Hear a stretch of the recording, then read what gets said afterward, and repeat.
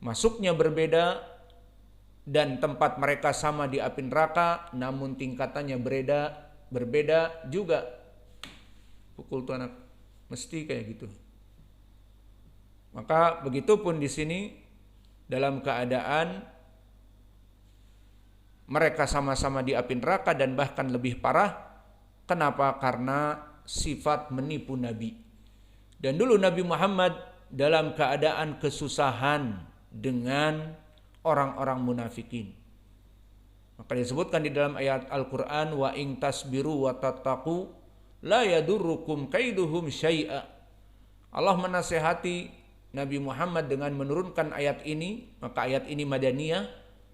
Wa in tasbiru wa tattaqu, jika kamu wahai Muhammad bersabar atas orang-orang munafik, dia tinggal di sebelah kamu, namun dakwah Islam di seberang dan mereka di seberang yang lain.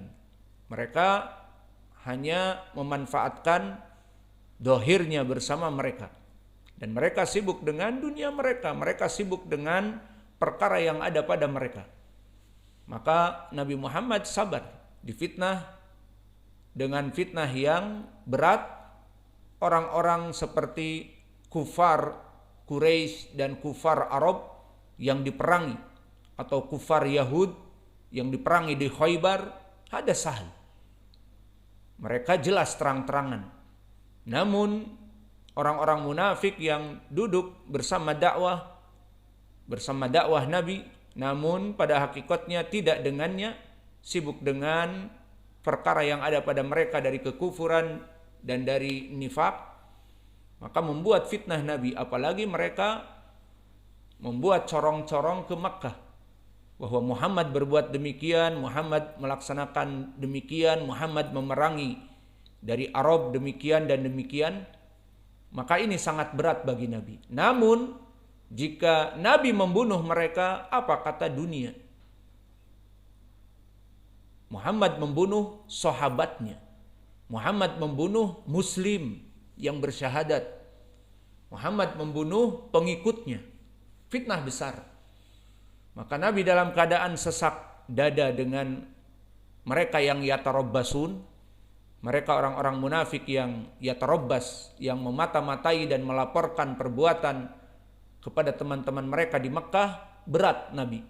Akhirnya diturunkan ayat ini. Wa in tasbiru wa tattaqu la yadurrukum kaiduhum syai'a. Maka Imam Ibnu Katsir mentafsirkan Allah menurunkan dua obat. Pertama, sabr. Sabar.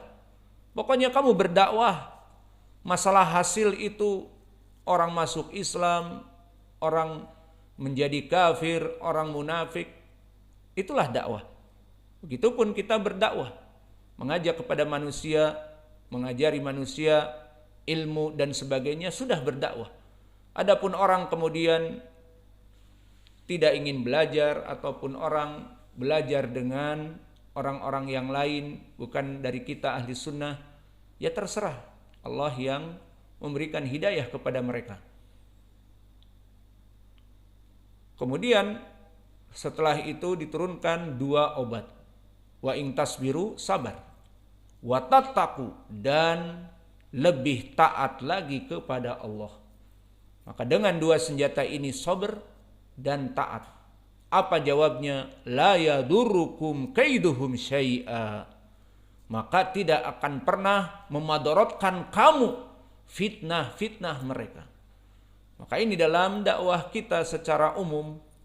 Kalau dulu di zaman Nabi selesai zaman Nabi, maka kita yang hidup di zaman kita sebagai dai yang berdakwah, banyak Allah jadikan kendala-kendala dalam dakwah, fitnah-fitnah di dalam dakwah, dan itu keinginan dari Allah sebagai ujian bagi kita. Ahasiban nasu an yutraku an yaqulu amanna wa hum la yuftanun. Maka jangan dikira orang-orang itu dengan mudah mengatakan amanna dan tidak diberikan fitnah. Maka akan diuji dan dicoba. Maka kita terus berdakwah, mengajari manusia, mengamalkan amal-amal yang telah kita ketahui, meyakini dari apa-apa yang kita yakini dari hadis-hadis yang sahih dan Al-Quran. dan nanti Allah jadikan kepada kita musuh-musuh dakwah, maka kita bersabar dan terus bertakwa. Maka kita terus melaksanakan apa yang Allah perintahkan kepada kita. Adapun hasil, tidaklah harus semuanya mengikuti kita dari manusia. Tidaklah manusia itu mengikuti ilmu kita, amalan kita. Dan begitu pun seluruh anbiya, mereka berdakwah dan berdakwah. Dan masalah hasil tidak dijadikan poin. Maka berapa dari para anbiya? Nuh berdakwah 950 tahun. Mi'ah ila khamsina aman. Namun yang dihasilkan apa? Istrinya kafirah, anaknya kafir. Itu yang menjadi modal bagi dia dari orang terdekat. Apalagi pengikut dari penduduk desanya. Maka banyak yang tidak ikut. Dakwah 950 tahun. Jauh dengan umur kita. Kita berdakwah wallahu a'lam berapa tahun. Maka mereka didakwahi oleh Nuh 950 tahun. Namun ujung-ujungnya ditenggelamkan. Maka permasalahan hasil itu kembali kepada Allah. Jadi please nanti kalian kalau menjadi da'i, kalian laksanakan apa yang ada pada kalian. Dari ilmu yang ada pada kalian, amalkan, dakwahkan. Allah nanti bukakan kalian mempunyai ma'had dan sebagainya, ajari manusia. Adapun nanti fitnah itu akan terbentuk sendiri, evolusi. Mulai dari fitnah keluarga, mulai dari fitnah tetangga, fitnah dari dakwah, macam-macam. Semuanya berevolusi. Ada yang datang dan pergi. Dan ada yang di luar sana memusuhi kita, kemudian di ujung-ujungnya masuk kepada kita. Itu perkara yang biasa. Maka seperti pepatah Inggris mengatakan, easy come, easy go. Maka dengan mudah dia datang dan mudah juga dia pergi. Mudah bergabung dengan kita, kemudian setelah itu disibukkan dengan fitnah yang ada, ya sudah. Easy come, easy go. Dan inilah yang dilakukan oleh Nabi Muhammad SAW setelah turun ayat ini, maka dia bersabar dan menambah ketakwaan dengan melaksanakan ibadah yang ada. Maka kata Allah, la yadurukum kaiduhum syai'a. Tidak akan berpengaruh kepadamu wahai Muhammad dari tipu daya mereka.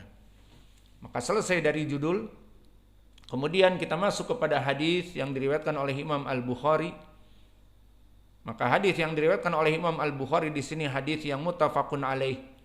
Diriwayatkan oleh Imam Al-Bukhari di Kitab Tauhid 6088 dan di kitab Imam Muslim 267 di Kitabul Iman.